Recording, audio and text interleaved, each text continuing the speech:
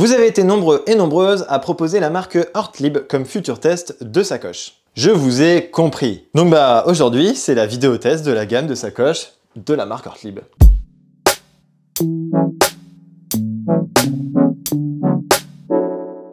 Cette vidéo est en collaboration avec la marque Sifac qui est un artisan de cycle. Ils créent des cadres en carbone ou en alu, sur mesure ou non. Ils peuvent même repeindre votre cadre préféré. Moi, c'est ce que j'ai fait avec mon cadre de cyclocross, Stevens, avec une super peinture. Franchement, c'est réussi. Et ils sont aussi revendeurs de la marque de sacoche allemande. Donc vraiment, merci à eux pour le prêt des sacoches. C'est grâce à eux que je peux faire cette vidéo. Évidemment, je te mets le site internet de Sifac en description. Alors bon, Ortlieb, on connaît, c'est une marque qui fait des sacoches depuis plus de 40 ans. Et on retrouve beaucoup de voyageurs à vélo qui ont ce genre de sacoche, mais plus des sacoches sur les porte-bagages. Et depuis peu, sentant le vent du bikepacking souffler un petit peu plus fort, la marque s'est mis peu à peu à faire des sacoches plus légères. Et est-ce que c'est une réussite ? C'est ce qu'on va voir dans ce test aujourd'hui. Alors la marque propose plein de sacoches et beaucoup sont tournés vers le cyclotourisme. Niveau bikepacking, c'est encore un tout petit peu timide avec seulement 16 références contre plus du double chez certains autres concurrents. Mais bon, on sent la volonté de la marque de développer des sacoches de plus en plus innovantes, donc franchement, vivement la suite, je pense qu'ils pourraient nous sortir des petites pépites d'ici quelques années. Je vais vous faire le même rappel qu'à chaque fois que je fais une vidéo test de sacoches. Dans toutes ces vidéos, je vais vous présenter les 4 sacoches principales qu'on retrouve chez quasiment tous les fabricants. Ce sont les plus répandus dans les offres commerciales, donc c'est forcément plus facile à comparer. Allez, comme d'habitude, on va commencer ce test par l'avant avec la sacoche de cintre. Alors on reste sur une création basique, c'est un tube refermable des deux extrémités avec une petite boucle qui est clipsable. Il y a deux sangles de part et d'autre de la sacoche qui permettent de bien serrer le contenu de votre sacoche ou alors d'accrocher une sursacoche de cintre. À l'intérieur, ici, il y a une barre en plastique qui se glisse juste ici, qui peut s'enlever comme vous le voyez,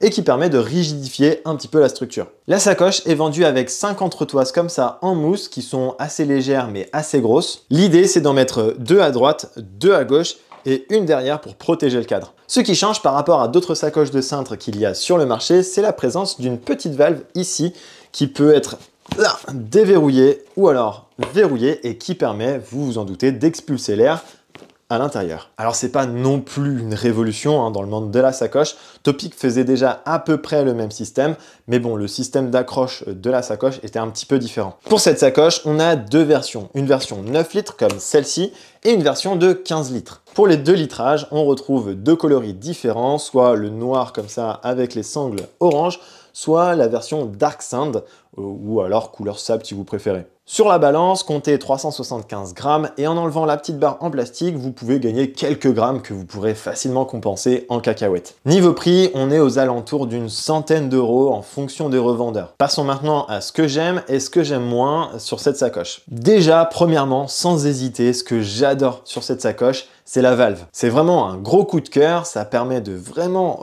condenser la sacoche, histoire qu'elle soit vraiment petite.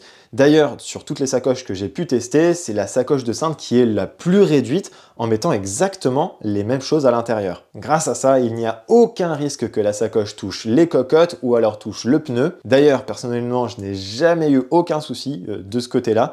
Donc, franchement, c'est idéal parce que quand on a la sacoche de cintre qui touche un petit peu le pneu de temps en temps, quand on fait du gravel un peu engagé, c'est assez agaçant et en plus, ça l'abîme. La deuxième chose que j'adore, c'est sa solidité face à l'abrasion. Alors, comme elle n'a jamais touché mon pneu, je sais pas si elle est solide par rapport à ça. Dans tous les cas, je pense que je le saurai jamais. Par contre, il y a un truc qui se passe assez souvent sur les sacoches de cintre, c'est les petites vis qui tiennent la potence. Elles ont tendance à rentrer un petit peu dans la sacoche de cintre quand on la serre vraiment sur le cintre.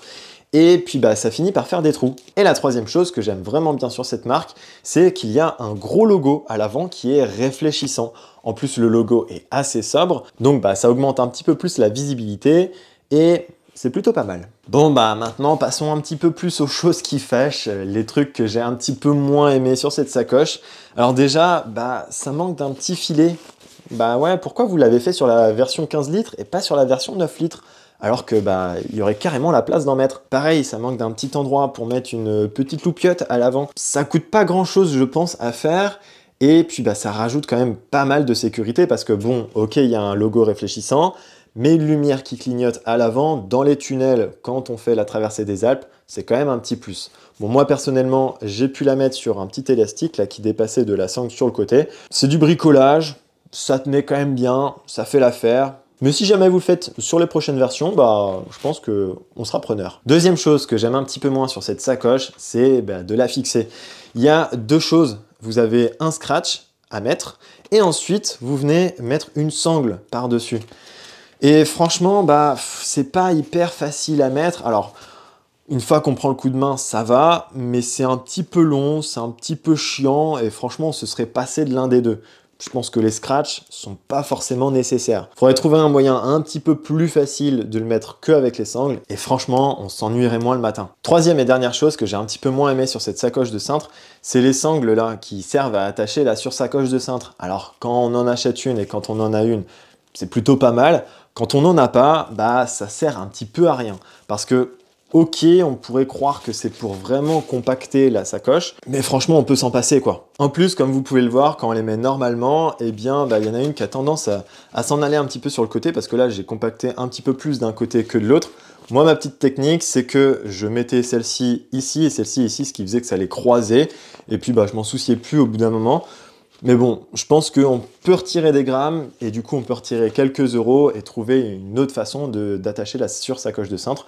Ça serait pas mal. En plus des sangles, il y a aussi la barre en plastique qui, une fois qu'elle est bien compactée, la sacoche, la barre en plastique avait tendance à ressortir.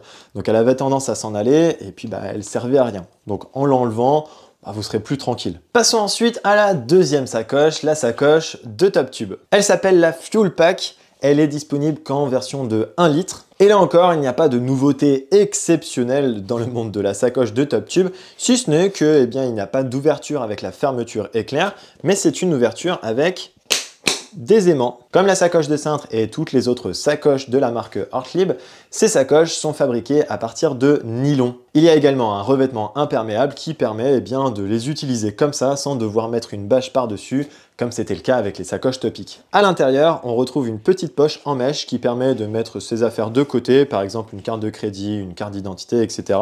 Donc voilà, ça permet de compartimenter ses affaires et c'est plutôt pas mal. Pour la fixer sur votre cadre, vous avez deux possibilités. Soit vous avez des filetages sur votre tube horizontal et dans ce cas-là, vous n'avez juste besoin que de visser la petite vis qui est vendue avec. Soit la deuxième option, vous avez une petite bande en caoutchouc qui s'enroule à l'intérieur. C'est expliqué dessus et en plus j'ai fait une vidéo pour vous aider à installer vos sacoches Ortlieb.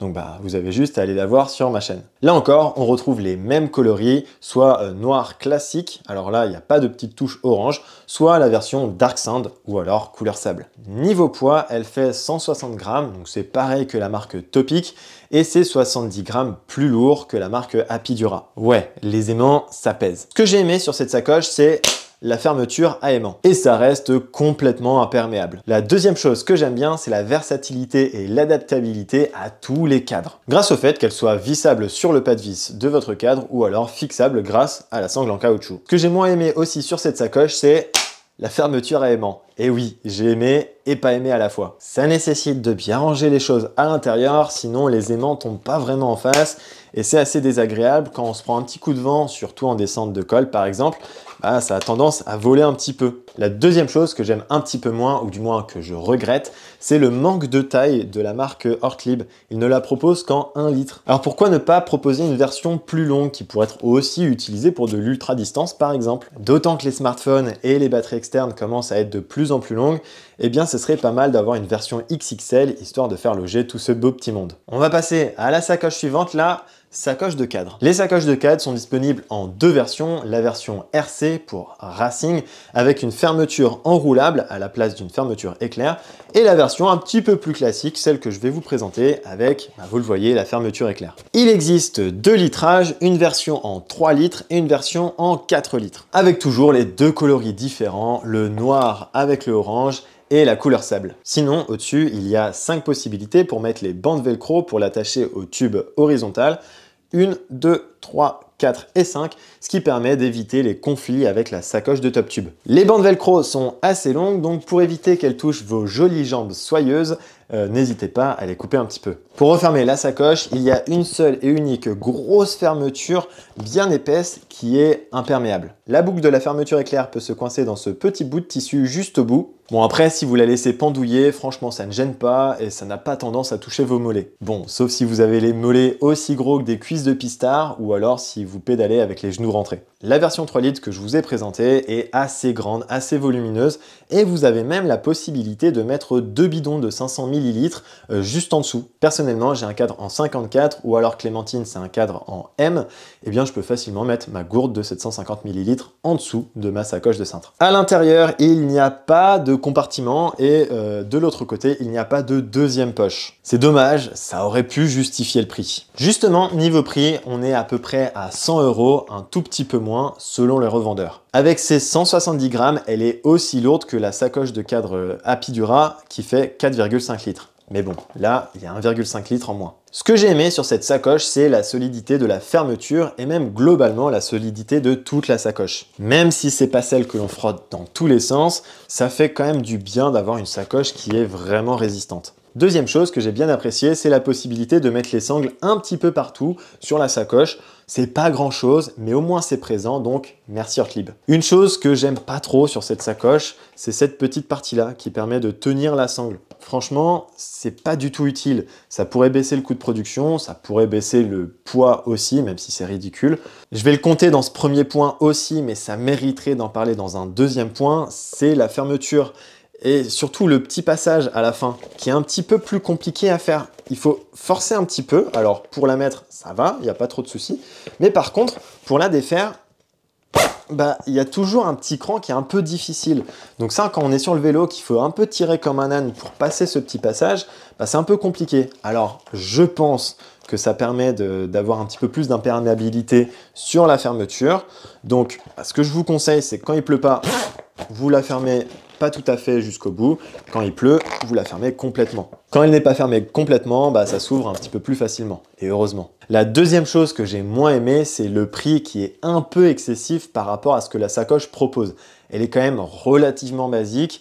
Pour le prix, ça aurait mérité de rajouter une petite fermeture ou un petit compartiment. Allez, on passe à la quatrième et à la dernière sacoche, la sacoche de sel. Elle existe en deux versions classiques, une de 11 litres et une de 16,5 litres, celle que je vais vous présenter aujourd'hui. Et si votre cœur balance niveau volume, vous pouvez rejoindre le côté avant-gardiste de la Force avec la version QR. Promis, c'est pas un gros mot, c'est juste un acronyme pour dire Quick Release, et dans la langue de Voltaire, ça donne un truc du genre dégagement rapide. Attention toutefois, cette version n'est pas adaptable avec toutes les tiges de selle et tous les rails de vos selles. Revenons à notre sacoche, un peu plus classique. Elle existe en deux coloris, toujours les mêmes, histoire de bien accorder les couleurs. On retrouve un système de fixation qui est on ne peut plus classique, deux bandes qui viennent se fixer sous la selle, avec l'aide d'une sangle juste ici qui vient se clipser, et on peut aussi rabattre le petit loquet ici pour verrouiller, et ensuite les deux bandes velcro qui se mettent au niveau de la tige de selle. À ce niveau, justement, il y a une petite coque qui permet de rigidifier un petit peu la structure de la sacoche de selle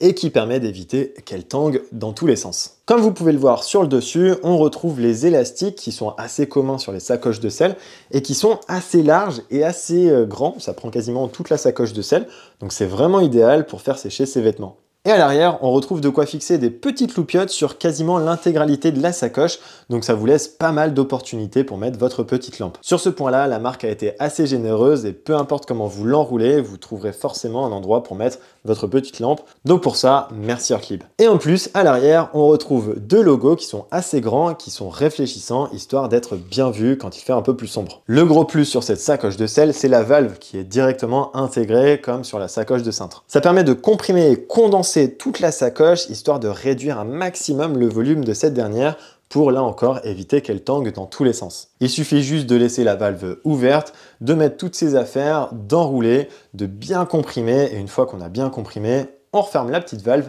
et le tour est joué. Ce que j'aime tout d'abord chez cette sacoche, c'est la valve. Eh oui, le retour de la valve. Bon, je pense que je vous en ai bien parlé de cette valve. En tout cas, moi, ça m'a vraiment conquis pendant toute l'utilisation que j'ai faite pendant ma très grande traversée des Alpes.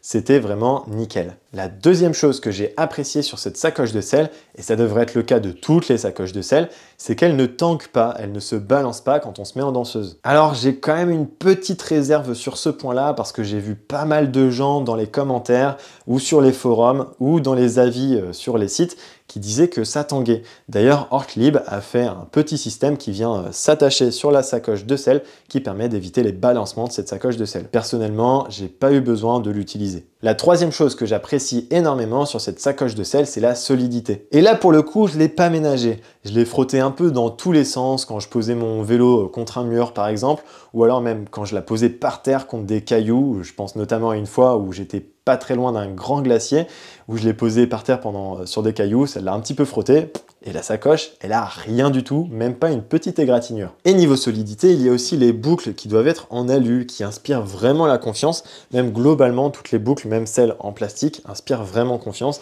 Elles sont relativement solides. On a beau forcer comme un âne pour bien serrer la sacoche, bah, ça bouge pas. Et ça, c'est vraiment pas mal. Bon, cette sacoche n'est pas parfaite. Il y a juste un petit point que j'aime un petit peu moins, c'est les élastiques et la partie en plastique qui les tient. Et pourquoi faire des élastiques qui s'enlèvent? Assumez Ortlieb, c'est vachement bien, il n'y a aucune raison, enfin du moins je pense qu'il n'y a aucune raison d'enlever ces élastiques. Donc, refermer la petite partie en plastique, ça évitera que les élastiques s'enlèvent pour aucune raison. On va parler à présent des petits plus, ces petites sacoches qui se rajoutent à droite à gauche sur votre setup de bikepacking. Alors tout d'abord, je vous en ai déjà un petit peu parlé, il y a la sacoche de surcintre. Moi je l'ai bien aimée parce qu'elle est vraiment hyper spacieuse, on peut mettre beaucoup de trucs grâce à sa fermeture enroulable. Et en plus, vous avez une petite sangle qui est vendue avec, qui permet de l'attacher autour de soi. C'est moins confortable qu'une banane qui est destinée à ça, mais au moins, si jamais vous voulez la mettre au-dessus, sur vous, plutôt que de la laisser sur votre sacoche de cintre, ou alors quand vous allez faire les courses, ça peut être utile. Par contre, ce qui est moins bien, c'est quand on a une sacoche de cintre qui est hyper condensée, et bien pour l'attacher, la sacoche de surcintre a tendance à se barrer un petit peu en cacahuète, donc c'est pas super agréable. La marque allemande fait aussi des sacoches full frame, c'est-à-dire des sacoches qui remplissent quasiment tout le cadre. Donc voilà, j'ai pas pu les tester, je pourrais pas vous en dire beaucoup plus, toujours est-il que ça existe. Par contre, ils font des sacoches de fourche qui sont extraordinaires, franchement j'ai adoré les utiliser. Déjà parce qu'elles ont un volume conséquent, les plus grandes, celles-ci par exemple, elles font 5,3 litres, et je trouve qu'elles ne font pas trop mastoc sur la fourche, ce qui est vraiment appréciable. Le gros plus que j'ai adoré utiliser, c'est les porte-sacoches. Donc ça se fixe directement sur la fourche. Et ensuite, on vient à l'arrière plugger la sacoche de fourche sur le dessus. Donc là, c'est pas évident parce qu'on n'est pas sur le vélo. Et donc là, ça se tient bien. Et pour l'enlever, il y a juste besoin de prendre la petite languette, de tirer la petite languette et de tirer. Et ça, franchement, c'est un gain de temps le matin pour la fixer ou le soir pour l'enlever. Par contre, comme c'est une pièce en plastique, apparemment, c'est hyper fragile et il y a beaucoup de retours SAV. Alors, on m'a conseillé de pas trop faire de gravel engagé. Bon, c'est raté, désolé Sifac. Par contre, étant donné que la fixation elle a tenu le choc, que ce soit dans la traversée du Jura où j'ai fait du gravel un peu engagé, on va pas se mentir, mais aussi et surtout dans ma très grande traversée des Alpes sur 3000 km, où là encore j'ai fait du gravel un petit peu trop engagé parfois. Voilà, comme elle a tenu le choc, je pense que c'est quand même une réussite. Conclusion, c'est pas si fragile. Je pense qu'il faut juste faire attention à ce que vous mettez dans vos sacoches de fourche. Par contre, ce qui manque pour le moment chez Ortlieb, c'est d'avoir une petite foot push. Et oui, pour l'instant, ils n'en proposent pas et je trouve que ça peut être un petit plus pour ajouter 1 litre, 1,5 litre parfois sur son setup de bikepacking. Donc voilà, si jamais vous avez envie d'en développer une Ortlieb, ce serait une bonne idée. Et pourquoi ne pas faire des bananes aussi? Vous pouvez faire un truc bien costaud avec le tissu que vous utilisez déjà sur vos sacoches. En plus, ça serait imperméable. Et je trouve que ça manque des bananes qui sont à la fois imperméables et très costaudes. Voilà, je pense qu'il y a peut-être un truc à faire, il y a peut-être moyen de nous sortir une petite pépite là-dessus. Avant de vous montrer le tableau comparatif des marques, tu peux me dire en commentaire quelle marque je fais dans un prochain test. Et pour ne pas rater la vidéo que tu m'auras proposée, tu peux t'abonner à YouTube et aller faire un tour sur tous mes autres réseaux. Tu peux aussi aller faire un tour sur ma boutique de traces, j'en sors très régulièrement, donc n'hésite pas à t'abonner pour être au courant des traces que je vais sortir. Je suis sûr qu'il y en a une qui pourrait te plaire pour tes prochaines aventures. Je vais aussi bientôt sortir un guide pour t'aider à débuter en bikepacking, donc pour être au courant, n'hésite pas à t'abonner sur mes réseaux, à t'abonner aussi sur ma boutique Etsy. Comme ça, tu pourras te le procurer au prix de lancement qui sera inférieur au prix de base. Bon, revenons à la marque Ortlieb. Que vaut-elle par rapport aux marques que j'ai déjà présentées, c'est-à-dire Topic et Apidura? Alors pour l'ensemble des 4 sacoches, Ortlieb se retrouve à la 2e position derrière Topic avec 393 € pour les 4 sacoches. Niveau poids, les sacoches sont un petit peu moins lourdes que la marque Topic, mais 200 grammes plus lourdes que la marque Apidura.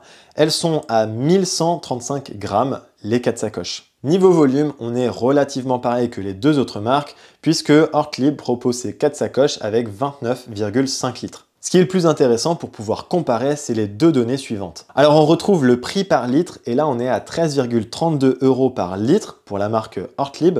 Alors c'est globalement proche de Apidura, il n'y a pas une différence significative, mais ça reste quand même largement plus cher que la marque Topic par exemple. La deuxième donnée intéressante, c'est de faire matcher le poids avec le litrage. Et là, on se retrouve avec des sacoches qui font 38,47 grammes par litre de sacoche, ce qui est globalement pareil que Topic qui fait 42,48 grammes par litre. Niveau prix, on est sensiblement pareil qu'Apidura, on est seulement à 70 centimes le litre moins cher que la marque à l'abeille. Par contre, niveau poids, la marque se rapproche beaucoup plus de la marque Topic. Elle est presque 9 grammes au litre plus lourde que la marque Apidura. Ça paraît peu, mais multiplié par 30 litres, ça fait quand même 270 grammes de différence. Le poids de quasiment 2 paquets de cacahuètes quand même. Bon, après, on peut pas dire que c'est une différence vraiment significative. Ce qui ne se mesure pas, car malheureusement, les marques ne donnent pas de chiffres sur cette donnée, c'est la solidité. Et là, par contre, on comprend pourquoi Ortlieb est plus lourde, parce qu'elles sont carrément plus solides que la marque Topic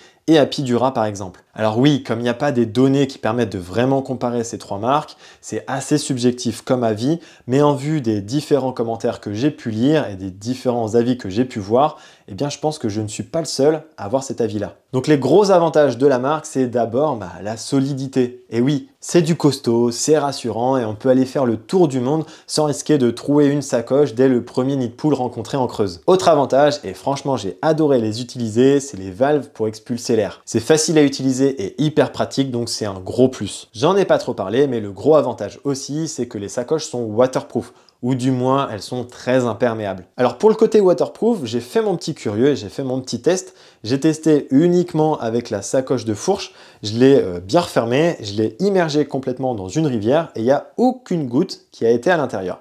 Donc parfait. Bon, l'idée c'est pas d'aller faire du vélo sous l'eau, mais le fait qu'elle soit complètement waterproof ou même très imperméable, eh bien ça met vraiment en confiance pour aller faire des aventures sous la flotte, par exemple aller en Écosse ou en Irlande par exemple. Le gros inconvénient de cette marque, c'est que les sacoches sont lourdes.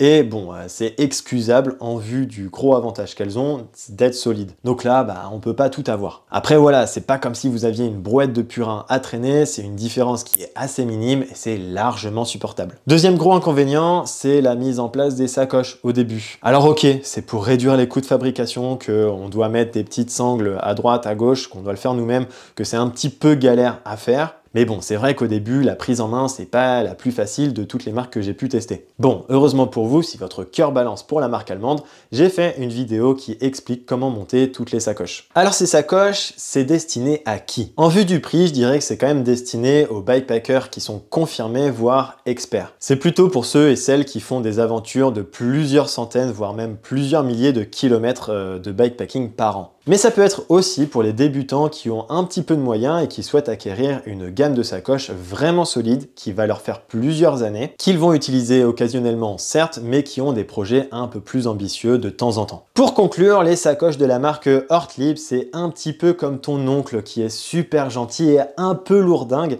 qu'on aime autant qu'on déteste. C'est un grand gaillard bien costaud qui t'emmènera partout où tu veux sans broncher. Il est fiable, simple, sans chichi et sobre. Il n'est pas vraiment destiné aux aventures mondaines, mais plutôt aux voyages très routes sur les chemins de traverse. Mais quoi qu'il en soit, il saura s'adapter autant aux routes plates qu'aux chemins complètement cabossés. Une sorte de couteau suisse version Dutch Qualidad. Et voilà, c'est la fin de cette vidéo. Je te laisse me dire en commentaire ce que tu en as pensé. Et abonne-toi pour voir la suite de mon aventure dans les Alpes. La semaine prochaine, je t'emmène dans les Dolomites. Je pense que ça va être magnifique. Enfin non, ça va être magnifique. Je t'en dis pas plus, mais il va y avoir une étape qui fait 100 km avec 50 km d'ascension. Ouais, j'en ai un petit peu chié ce jour-là. Et puis en attendant, je te dis à très bientôt pour de nouvelles aventures. Allez, ciao!